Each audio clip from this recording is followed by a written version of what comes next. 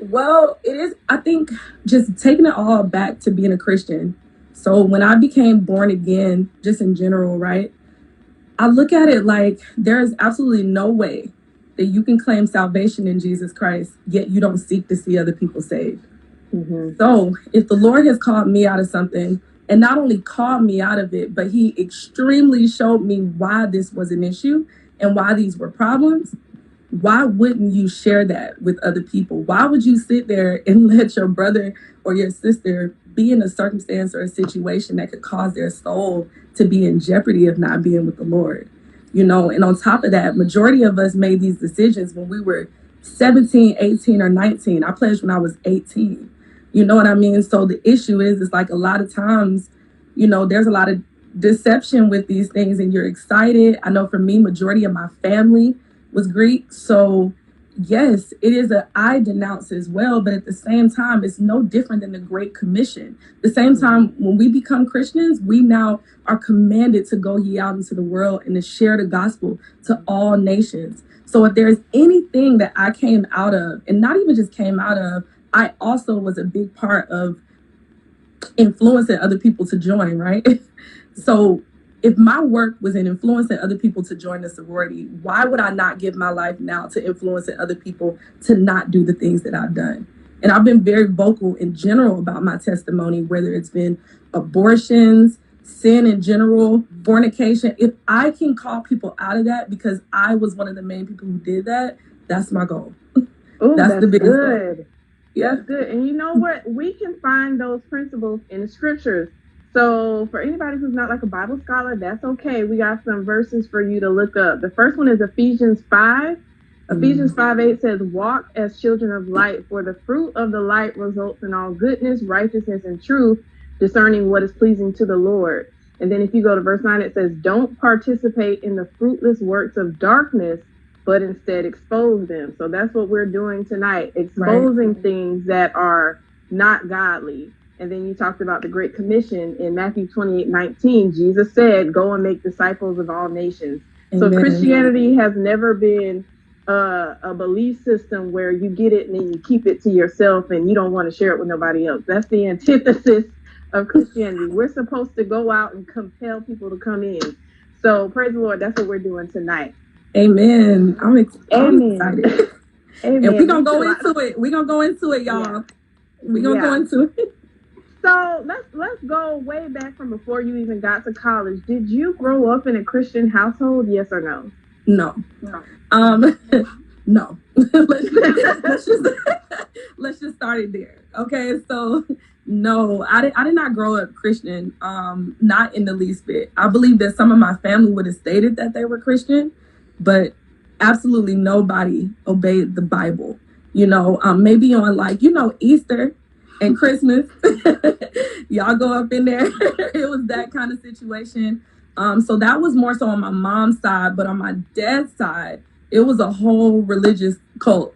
And that won't go super deep because I'll share my testimony on that with another thing. But basically, she taught us totally against church, totally against Christians, totally against anything. As a matter of fact, when I went to join Delta, when we did majority of our ceremonies and stuff in a church, I almost didn't go just because the stuff was in a church, which is really interesting. So I didn't grow up with any sort of strict Christian background. As a matter of fact, when I dated certain guys, if they would try to invite me to church, I would break up with them. Friends knew not to try to invite me to church because I wasn't with it. I thought everybody was a bunch of hypocrites. Don't come over here. You do what's best for you. Basically, like a lot of people telling me the same thing that they're telling me on this live. Okay, that's good for you, but don't come over here with that. That's how I was. That's how I was in regards to Christianity. So no, I wasn't a Christian. And when you got to college, like, were you already exposed to Greek life? Because when I got to college, nobody in my family was Greek, at least not my immediate family. So I was completely like, what is this? I don't understand the culture. I done seen a few episodes of A Different World, but other than that, like, I don't know what it means to be in a Black fraternity or sorority. So was that your story? Or girl, no. Let me tell you something. Since I came out of the womb, I was groomed to be a Delta. Since when I came out of the womb, Okay, it goes as far back to my grandfather that was on my mother's side. He was a Mason and a Shriner. And then my mother, she was a Delta. She pledged as Spellman. My auntie, my mother's sister, a Delta. She pledged as Spellman. My brother, he's a Q. He pledged at Morehouse. Like, I grew up in the pageants and everything that you had. So I knew going to college. As a matter of fact, I chose a college based upon them having an active chapter of Delta Sigma Theta.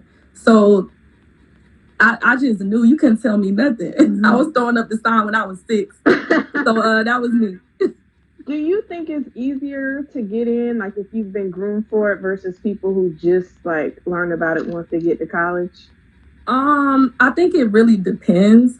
You know, it depends on what chapter you go to. I mean, if you have family members, and they pledge before you, you're called legacy, right? Because that means like you're continuing the legacy and joining the organization. So when you go through the actual like above ground process, the national process, your packet is like looked at like a little bit more than other people. But to be honest with you, it really depends on the how do you say, the reputation you have with those who are already members who are on the campus. That's okay. Yeah. If they not feeling you, like you ain't getting if we wasn't feeling you, it didn't matter if your whole family was a Delta, you wasn't gonna get in. No, it was no. I'm not gonna use. I was gonna say it was. They would have took Barabbas over you. It was that type of. They wasn't taking you. Oh yeah. Man. Okay. All right. And so what college did you end up pledging Delta at? So I went to Savannah State University, and our chapter name was Delta Nu. What year did you cross? I crossed in spring 2007. So, yes, I'm up there. She's like, I'm not no newbie. I didn't cross last semester and come out now I'm talking about it. She's like, no, nah, like a while ago. Like, nah, we crossed. Like, yes. So yes, in spring 2007. Yeah. Being that most of the women in your family who you looked up to were Deltas, like, was that was the sorority you knew you were going to be in, or was like, did you ever consider, okay, so like there was never potential for you to join anything else? Never. And if I was, they wasn't going to let me back in the house. They weren't going to let me in the family. Like, nah. I mean, of course, they would have still loved me, but it would have been none but shade. So all I grew up was seeing that. I grew up seeing my mom's friends, everybody surrounded her. Her closest people were all Deltas. So I never even, them Jabberwock days, just what she said in the comments. Jabberwock it's basically like for young kids, and you would join. It's like a pageant, and Delta through that. So yes, everybody was a Delta. So no, it wasn't an option. No.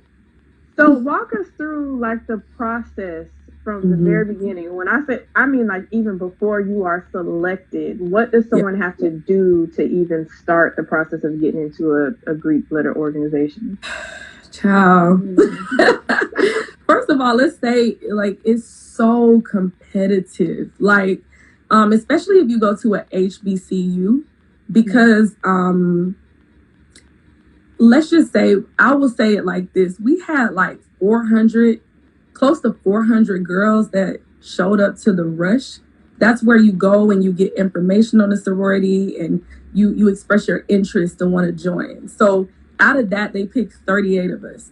So it's very competitive. So I would say by the time you get on the yard, like when you become a freshman, you're already trying to do different organizations just so your packet could look good. So they want people who do a bunch of community service. They want people who do who are involved on the campus. It's just, honestly, you could care less about the organization that you're a part of as long as you join it. So for me, I was freshman class president. I was in SGA. I was on a dance team. I had a bunch of community service. I was pretty popular. And from that point, when you get on the yard, they express like how your reputation needs to be.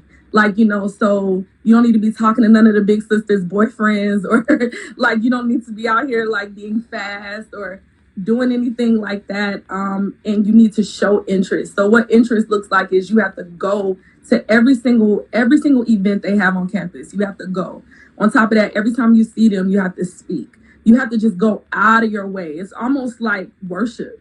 Like you have to literally like bow down to them. That's how you show your interest. And so, to be honest with you, before they even have the rush, they normally know who they're going to pick to be on the line anyway. Like, because of how people have showed their interest. So that's how that process went.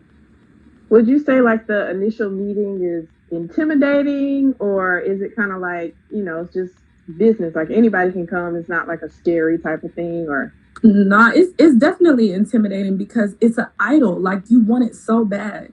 Like, people go through grave lengths to be in a sorority. Like, it's an idol. Like, especially like me, I was groomed in it since I was a child. So that was my laser focus when I got on. Like, one of the biggest accomplishments was not even graduating. It was the fact that I crossed and I pledged. You know what I mean? So when you think of it in that way, it's like, it's an idol. And we know even in biblical times, just in general, like anything that's an idol in your life, you do anything to attain it. Anything. It doesn't matter if it's a relationship, if it's a job. You have like gurus getting on here talking about how much they slave to work wherever they're working. It's like you're gonna go out of your way to just do it. It's a complete idol. So yeah, it's very intimidating. And they know it's intimidating because it's like you have the edge. They want something that you want. So people abuse that. Like they really abuse that. So yeah. Yeah. Wow. So they keep asking is the live being recorded?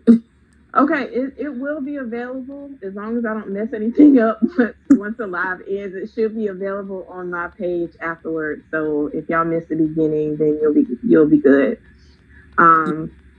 So once you found out that you were in, first of all, how did you find out? Because I know some people like they say there's like this call that you get and you're like, oh my gosh. Is that how it was for you, or is it like yes? So they do it two ways. They send a letter to like your campus mailbox, but then they also call you and will let you know that you were chosen to be on the line. And when you get that letter, you have to be at a specific place at a specific time, and you have to be dressed in a specific way. And when you go to that meeting is where you meet your line sisters. So these are the people who you're going to actually be online with. So you meet them there in that meeting. And then on top of that, you're there with the big sisters and even the advisors who are the ones who advise over the chapter. They're normally like older deltas who are a part of a grad chapter. And they're the ones who oversee the collegiate chapter. So you're there, and then they tell you about what's about to take place. They let you know 500 times that you are not a Delta yet. And it's super intimidating because, especially for somebody like me, I went through an underground process. So this wasn't just like we meet and it's great. Like, we knew that it was about to go down. Like, and when I mean go down, that means hazing. Like, we knew it was.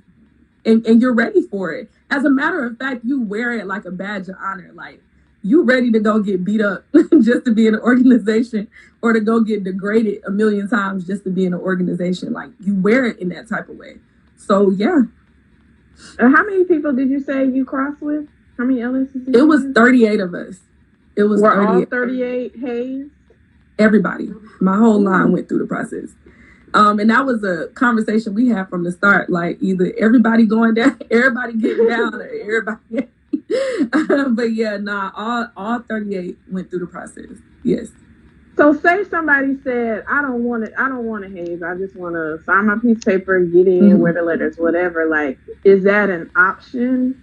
And it is an option, but it's a horrible option though. You know what I'm saying?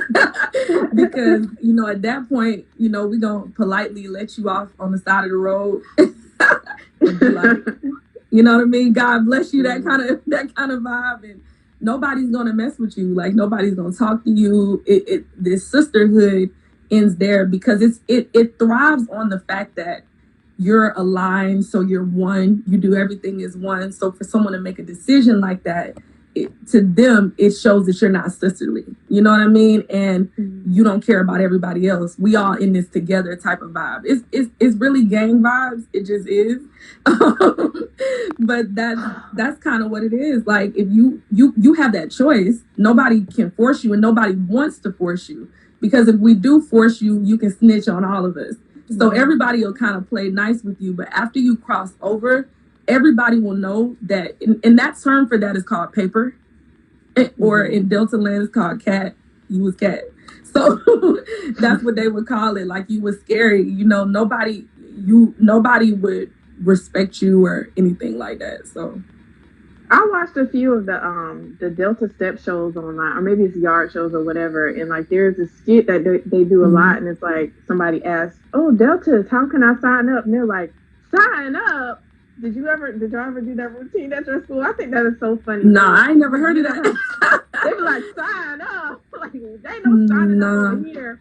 So that's just funny to me, because a lot of people say we don't haze, but then in the yard shows and stuff, they like flat out admit we do haze. So it's like, oh well, yeah, you gotta say that though. You gotta say that. It's like a running joke, because you can go to jail. Like, everything that and I'm not even talking from the standpoint of everything that was done to me, just so everybody can listen on this live. I'm also talking from the standpoint of everything I did to other people. You know what I mean? And that's the hope of sharing this. But like, you can go to jail, even from the stuff that I'm stated on. Like, I can go to jail, you know what I mean, for the stuff that I did to other people, because hazing is illegal in general. So of course you're gonna say that. Like, you're gonna say no. Like, who would admit that they're hazing? Like, you finna be in jail. Like, that's what it is. So yeah. It's dangerous. I'm assuming most people know what hazing is, but for anybody who may or may not, it's pretty much, well, maybe I should let you define what hazing is. You want and then give us some examples of what hazing looked like for you. Yeah, I sure can. And I can just kind of express, like, from the day that we went and we met one another, just kind of like what that process looked like. And I really want everybody, especially if you're a part of a sorority or fraternity, to really listen. You know what I mean? Especially people that's on this live. Y'all went to school with me. Like, y'all know, like, y'all know the type of person that I was. You know the lifestyle that I led. You know how much I was so into Delta. So for me to make a decision and for God to call me out, that was a big deal. And I really, really, really want you to listen to the stuff that I'm about to say and I'm about to name. Now, I can't speak on behalf of my line sisters, so I'm speaking on behalf of me. And I just want that to be the case. But like, when we go through these things, I want you to really, really ask yourself, how does any of this have to do with Christ? How does anything have to do with being a Christian? Like, how in the world can you sit and justify this to mean love? Like, how in the world can you just, like, how would you believe that the God who literally knows and number every hair on your head, who died and gave his life for you, that you can have life more abundantly, that he would want this sort of relationship with you? How? And so, like, my main issue with this is how we sit and we justify this. Now, I do know a lot of people are so confused, like, how do people call this demonic, and how is this idolatry? And we are Christian principles. We even have a service every now and then on Sunday or whatever. But at the same time, the fruit, God said you will know them by their fruits. And I want everybody really to examine yourself, especially if you're in a sorority or fraternity, and really ask yourself the fruit of what you did. Like, when you were online and in that process, how in the world would anybody look at you as you sat there and degraded multiple people, as I did? How can any person sit there and say that this behavior, like, would be Christian behavior? You have to literally quench the Holy Spirit and look the other way for that idol that's on your heart to be okay with the stuff that I'm really about to tell you that we went through, right? So from the time that we all met each other, right? And she's talking specifically about hazing. You meet in this room, and in this room, like, immediately they tell you that you got to go and live off campus. You got to go get all your stuff, pack a bag. Immediately, you finna go live with your line sisters off campus. So we find a place to live off campus. And by the time that we get out of that meeting, our phones just are ringing. Like, every old Delta, past Delta, You know what I mean? Every person from our chapter just starts ringing and calling you and calling you and calling you and calling you. It's so and then they tell you that they're chasing you, they're behind you. So you're like doing this high speed chase, going through the city. It's crazy. You're doing all these things, right? And so you're trying to do all this just to get to this destination to where the rest of your line sisters are going to be. And then you finally end up getting to the place where the rest of your line sisters are going to be. And this is the point for you to get to know each other, to know each other's names. I mean, you don't know everybody that you're pledging with, right? So you get to that place and then they tell you to line up, and you start lining up in height order or whatever. And I was number 9 on my line, by the way. So you start lining up in height order and you're going through that. And then the second that you get there, you're asking everybody, are you down? Are you down? Are you going to pledge? Because you're trying to figure out if somebody not going to pledge. The same thing, because you want to leave them alone. Like, it's so ungodly, it's so unsisterly. And so then you end up meeting with your DP and your ADP. That's Dean of Pledges and that's Assistant Dean of Pledges. These are members of the chapter, right? And so you end up meeting with them, and then they end up telling you how the underground process is going to go. Because remember, we already met with them and they told us how the above ground process. So now they end up telling you what's going to happen in the underground process. All this stuff you need to get: sweatpants, white t-shirts, white bra, white panties. I'm talking about, like, honestly, y'all, the stuff that we're finna go through is straight up witchcraft. This would be the same stuff that if you were sitting and doing a ritual in witchcraft, it would be the same stuff that you would be wearing. The same stuff that you would be wearing, like white bra, white panties, you know what I mean? All same color tennis shoes, same color everything, all that. And so you're going through all this, and then they're talking to you and they're trying to, like, feel you out to see if you gonna get hazed, you gonna pledge, or you not finna pledge, all this stuff like that. And I'm only speaking for my chapter, y'all, by the way. I can't speak for every other chapter. That means different chapters at each school. So I'm only speaking about what happened with me. And I'm not talking about my lines. I'm not talking about none of them. I'm talking about my experience, just because I don't want to tell nobody else's story. But we will expose, because some people on here, they're finna come out of that tonight. So in Jesus' name. So you meet with the ADP, you meet with the DP, and then they talking about, oh, we finna do this, do that. The next second, all the line sisters, or not line sisters, sorry, all the big sisters, they show up to where y'all at. And then they start harassing you, this, that, and the third, cursing you out, and then they blindfold you. And they put you in a car or whatever. And then when you get blindfolded and put in the car, you're taken to some undisclosed location, because basically with the underground process, they have these things called set. Okay, set is when, how do I explain? So you're a college student, right? Throughout the day, you have class.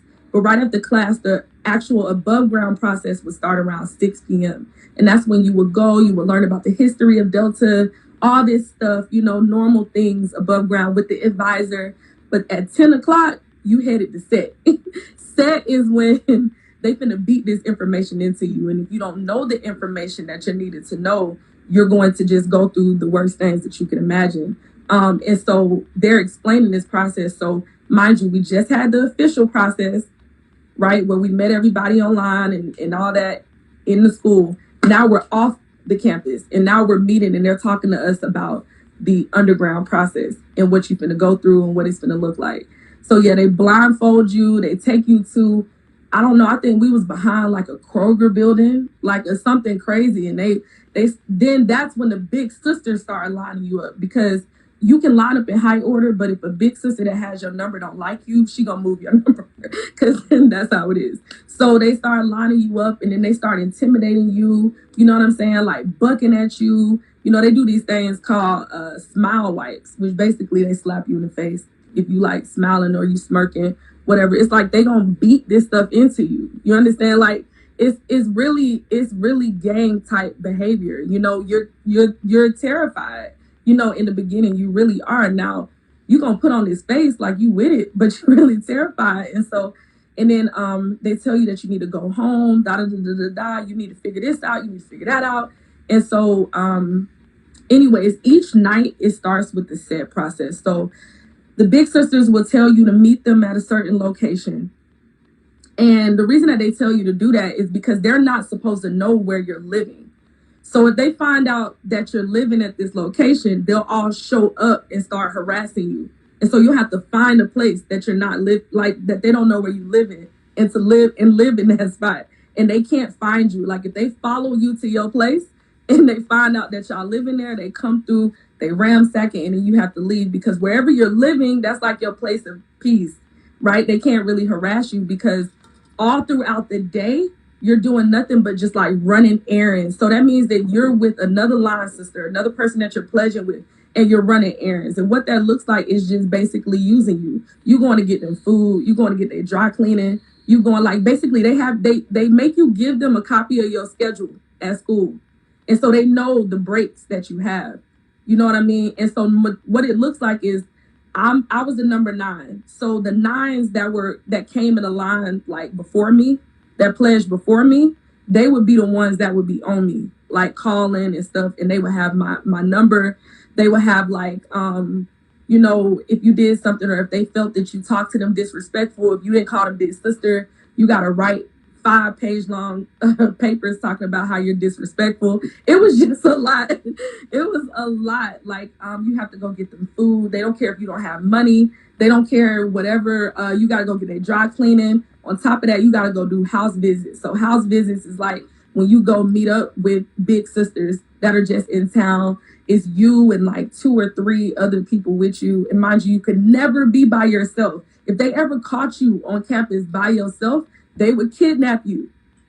Like on top of that, like not even the Deltas, but like if the Qs, which was the brother for fraternity of us, caught us, they could kidnap us.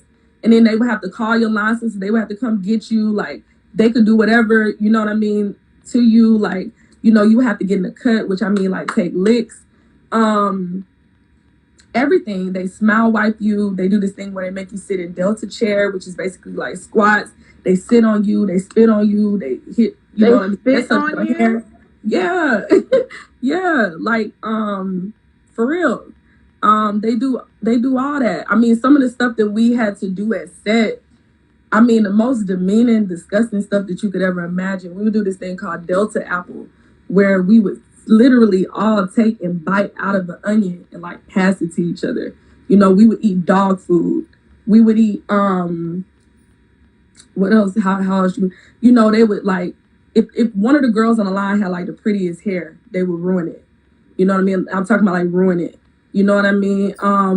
Now what else? You know, pushing, shoving, smacking, hitting. You know what I mean? You would have to take wood. Wood is where they, you know, they got the big paddles. You would have to get in the position and they would just tag you in, tag you out, you know, that kind of environment. If one of your sisters was like struggling or falling, like you would have to go and help them and like sit underneath them. And if you didn't help them, like they would like push and shove you. They try to get in between your line because when you're in set, you're like locked up like this. And so they pushing, they shoving, they throwing you down. They, you know, but you could defend your line sister, but you could never like hit them or do anything like that. And if you ever got an attitude because of something that they did to you, it's over with for you. You know, and what they would do would be manipulation. So they wouldn't necessarily punish you. They would punish somebody else that's not doing something because of you. And so you would sit there and watch your line sister go through it. You know what I mean? Like, and I mean through it. And it could be on the smallest thing. It could be the fact that you didn't say big sister before their name. It could be at the fact that you didn't know, you know what I mean, the founders, or you didn't know the past national presidents, or you didn't know 3 lines back, folks that crossed it. I crossed in 2007, so folks that crossed in 2000. You know what I mean? It could be anything. And mind you, you're at set from 10 p.m. to 4 a.m. in the morning. And then you got to get up and go to class. And on top of that, at our school, they had what you was called a natural process. So like you basically had to wear suits all day, and then you couldn't wear any makeup and you couldn't have any weave in your hair. So you looked horrible. And I'm telling you, and everybody in class knew you was in line. I mean, I got called out in the middle of class where a professor looked at me and was like, "Are you okay? Are you all right?" Like, even if I showed you like the pictures of me online, you would like take me to the hospital. You know what I'm saying? You like yo, like you know what I'm saying? It's like Get Out, like the movie Get Out. You know what I'm saying? Like you just looking like please help me. You know what I mean? But, it could be anything. It was so much manipulation where it's like, if you walked across the grass, if you went in the cave to eat, if anybody saw you, if anybody from another fraternity or sorority, they saw you, it was like you was finna get it. You was finna to get it. And let's not even talk about other chapters coming to like basically visit you. Oh no, they finna show out because they got other chapters and they trying to show out how, let me tell you how hard this line is. Basically, like how much we can degrade them. You know what I'm saying? Like we had to crack an egg and like pour the egg into each other's mouth from our mouth. I'm talking about like the most demeaning stuff that you can ever imagine. And then you want to sit up here and say this is Christian principles. It's no way in the world that you can sit up here and say that. But majority of us were so deceived because we have these women that we look up to that are older women.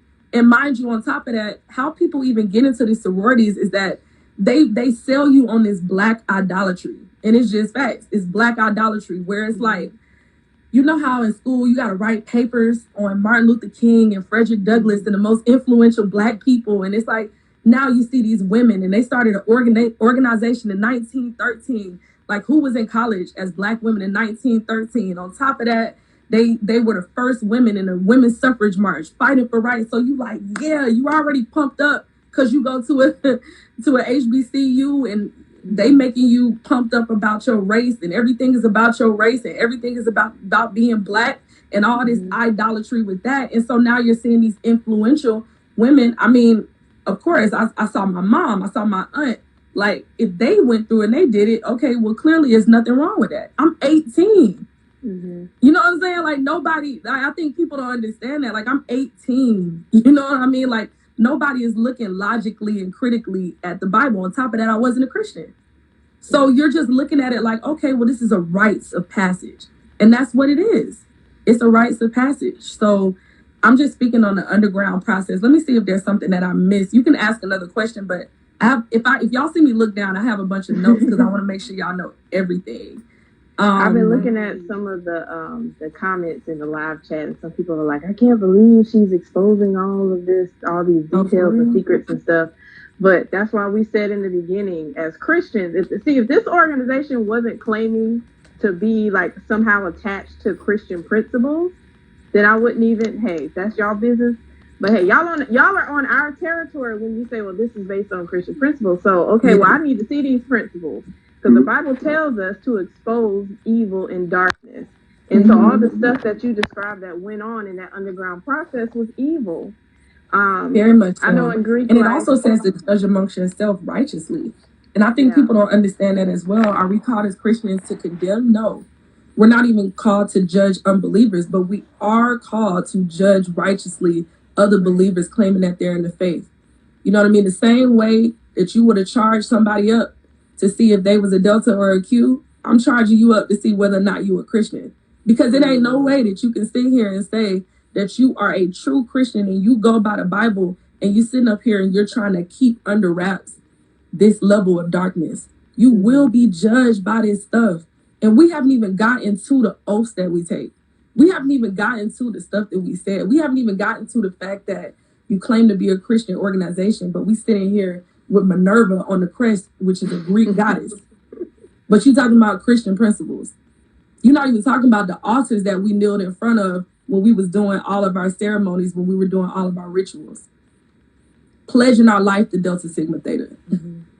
Like literally our chant is all of my love, my peace and happiness I give to Delta Sigma Theta. I don't give that to nobody but Jesus Christ. Nobody.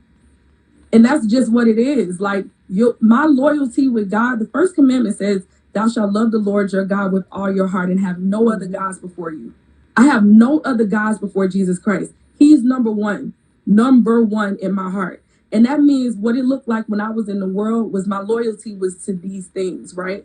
To the world, to my family, to Delta, to everything else. But the second I became born again, my loyalty now lies in Jesus Christ. That means that everything he doesn't like, I don't like. Everything that hurts him hurts me. Everything that's not okay with him is no longer okay with me. And it says that anybody who will seek to keep their life will lose it. But anybody who will lose their life for my sake shall gain it. And I'm telling you right now, people are heading to an eternity of hell. And you think I'm finna go to hell for you? Nah, it ain't never gonna happen. I don't care about you. I don't care about how you feel. I don't care about these little stupid secret handshakes and stuff that you trying to keep under wraps. Why? To make yourself seem like you was hard? No, we wasn't hard. We were deceived. We were deceived. You understand? So like this issue is so serious that God is number one. God is number one. And as believers, we are called to righteously judge our fruit. And you can't tell me that if Jesus was sitting right there in front of you, that you would be okay doing those things in front of him, because none of us would. He hates idolatry. He hates it. Majority, he can't stand idolatry. The Israelites, every time they fell into idolatry, there was judgment for idolatry. It's not even funny. So don't sit up here and claim that we're on Christian principles, but then you sit up here and have this Greek goddess that's at the top of your crest that literally is your sorority emblem and who you follow after. In the above ground process, they are called the Minerva Circle. And these are the people who bring the pledges through, that she will guide you into all wisdom. Wait, what? The fear of the Lord is the beginning of wisdom. Right. And I fear the Lord. This is why I'm on this live talking to y'all, because I fear the Lord. I don't fear man. I could care less. Don't fear those who are able to kill your body, but fear him who is able to not only kill the body, but to throw your soul into hell. It's not a joke. And you will be judged righteously for these things that you did. It's not just about strolling or we turn. No, like you're going to have to give an account for everything that you did. And then on top of that, you turned around and did it to others. You became a stumbling block to other people. I brought over 4 lions after me. 4. Did you do the same stuff to them? Did y'all do the same stuff to them? Let's talk about this, because a lot of people share this perspective from everything that was done to them in like a victim perspective. But we're being before the Lord, in which I have to give an account, in which I've, of course, going to God and definitely have asked for forgiveness and renounced all these things, which is why I'm on this live. But my goodness, like I did even worse. I was the biggest manipulator. I was a bully. I was the biggest manipulator you can imagine. I gave, wood to other people. I hit them. I shoved them. You know what I mean? I didn't spit on anybody, but it doesn't matter. Every single thing that we did in the underground process, I did to other people. Had them buying me stuff, having them taking me places, writing me papers, doing all types of stuff. Like, this stuff is not a joke, you guys. Like, long phone calls, like indoctrinating people, indoctrinating them in this religion of Delta, because that's basically what it was, like indoctrinating them to that. So it's like, not only did these things make you stumble, but you became a stumbling block to other people. I promoted this to other people. I stand accountable for those things. Mm-hmm. You know what I mean? Like, people wanted to be a Delta because of me. Right? Like, that's horrible. Yeah. That's horrible. Like, I have to give an account before God, and you will have to give an account before God. Literally. Mm-hmm. Like, it just is what it is. Somebody says it's not a religion. How dare you? I would like to. I know she's one of my former line sisters. A religion is something that you do things religiously. Like, that is what it's called. We did things religiously. Like, even if we go through all of the different things that we talked about, like, even if we go through like the oath, or if we go through specific things, they specifically took words out of the Bible and changed it to put Delta there. We pledge our life to thee, O Delta. Like, what are you talking about? Like, they have a Delta prayer praying to Delta. Mm-hmm. What are you talking about? It's not a religion. Every single thing that they did was unto Delta. The oaths you gave were to Delta. Literally. So how in the world can you sit up here and talk about it's not a religion? That's why you pledge the sacred vow and the sacred trust that you speak. is literally that Delta Sigma Theta is a lifetime commitment. I pledge my life to it. I give a oath. I take a vow. You take even in like the oath, or what do you say, like the ritual books, where you go through this initiation process. You take an oath, and I'm actually going to go through. I'm actually going to read it. So I guess since people saying that it wasn't like a religion. Yeah, and I'm flipping through a book now. Talking about, this is a book I read on Freemasonry. Mm-hmm. And they break down the aspects of what a religion is. Let's see if you find yours first or if I find mine first. Mm-hmm. Because these are some of the things that we said, okay? I do promise in the presence of the eternal spirit of truth and these finite witnesses that I will never reveal any of the secrets, passwords, signs, grips, or other confidences. I say this in the spirit of the eternal truth. I say this, right? Let's even talk about idolatry. In our national hymn, we say, Delta Sigma Theta, we rejoice in thee. Delta Sigma Theta, we pledge thee loyalty. On the side of our ritual book, it's a doctrine. Doctrine.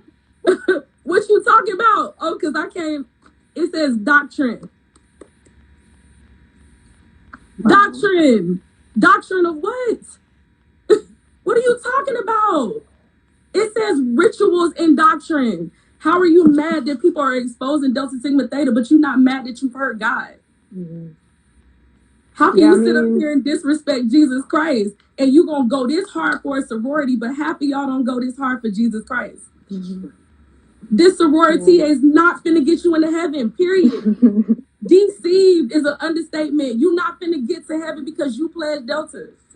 Everything that we did, even when we got offline, everything was about, I'm finna take your man, F this other sorority, you don't do it like me, this, that, and the third. What are you talking about? What are you talking about?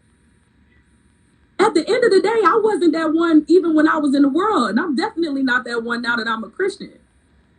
Like, and that's just what it is, right?